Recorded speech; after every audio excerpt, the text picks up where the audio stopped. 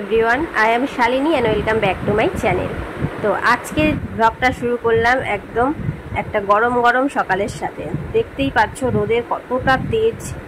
এখন সকাল 7:30 বাজে, রোদের তেজ দেখো কতটা। আমি সব গাছের জল দিয়ে দিচ্ছি এবং পাখিদের জলও দিয়ে দিলাম, খাওয়ারও দিয়ে দিলাম। এরপর আমি সকালের জল খেয়ে নিলাম, এমটি স্টমাকে আমি জল খেয়ে নিই আগে কিছুটা। তারপর আমি এই বাদাম ছোলা এগুলো আমি রোজই খাই।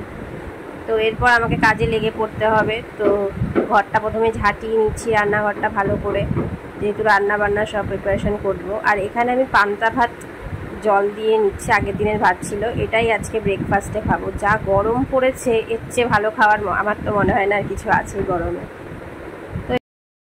তো আমি এখানে চাল ধুয়ে ভাতটা এবার বসিয়ে নিচ্ছি। তো আজকে বিশেষ কিছু রান্না করব না। এখানে এই যে ঢ্যাঁড়স কিনে নিচ্ছি, ঢ্যাঁড়স ভাজা হবে, আর সঙ্গে এই দেখো কিছু বরবটি রয়েছিল যেগুলো শুকিয়ে যাচ্ছিল। তো ঢ্যাঁড়স আর এই বরবটি একবারে ভেজে নেব। আর ডাল রয়েছিল, আমড়ার ডাল করা আছে আমার আগের দিনে, তো সেই ডালটা, আর মাছের তরকারিও ছিল, মাছের ঝাল করা ছিল, তো সেটাকে একটু গরম সরম করে নেব।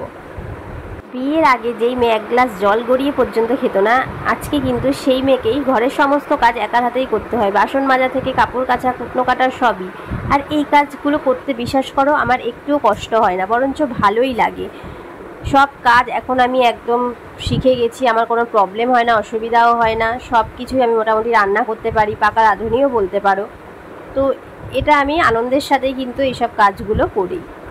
তাই কখনো না কাউকে কোনো কিছু বলে ছোট করতে নেই বা তাকে হেয় করতে নেই, কেননা কখন যে কাকে কিসে দরকার পড়ে তা কেউই কিন্তু জানে না।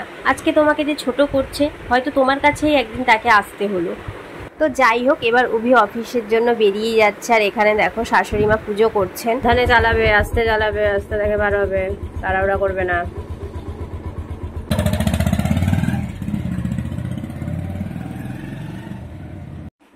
কলকলাবি পাপড়িকে নিয়ে খেলা করবি। আর ওইটা বলো, আতা গাছটা বলো, তোতা ডালিম গাছে।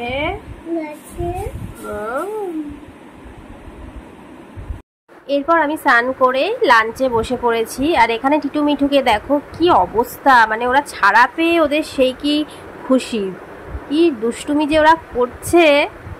তো যাই হোক, আজকের ব্লগটা এখানেই রাখছি। ব্লগটা যদি ভালো লাগে আর চ্যানেলে নতুন মেম্বার হয়ে থাকো, তাহলে প্লিজ চ্যানেলটাকে সাবস্ক্রাইব করে পাশে থেকো।